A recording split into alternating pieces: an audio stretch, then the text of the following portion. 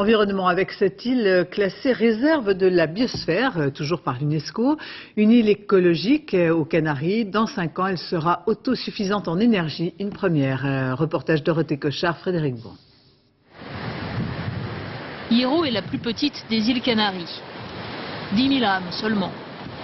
C'est aussi probablement la plus soucieuse de l'environnement. Bien sûr, il y a des initiatives classiques. Par exemple, pour éviter de prolonger les raccordements électriques sur toute l'île, on incite les habitants du bord de mer à se fournir en énergie renouvelable. L'année dernière, Antonio Grillo a acheté une installation photovoltaïque. Elle transforme l'énergie solaire en électricité. 4 000 €. Le gouvernement des Canaries en a payé 60%.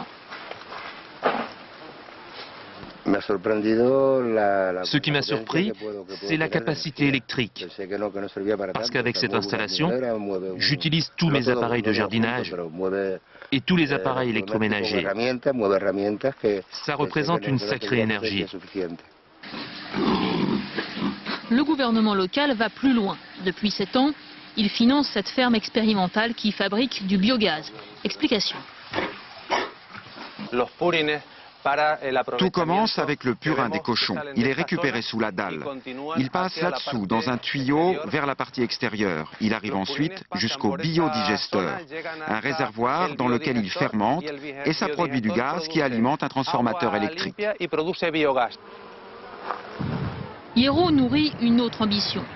Devenir la première île au monde dont l'énergie produite soit à 100% renouvelable. Voici son projet. L'eau sera pompée dans la mer, passera dans une usine de désalinisation, sera de nouveau pompée pour être stockée dans un réservoir naturel situé en altitude, prêt à alimenter une centrale hydroélectrique. Et l'ensemble du système sera alimenté par un parc d'éoliennes.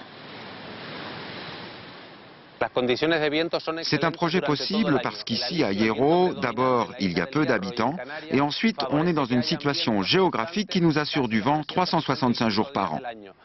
Ce projet devrait permettre de diviser par 4 la consommation de pétrole ici à Hierro. De manière générale, c'est bon pour l'environnement, et de manière plus particulière, avec la récente flambée des prix du baril, c'est aussi bon pour le porte-monnaie.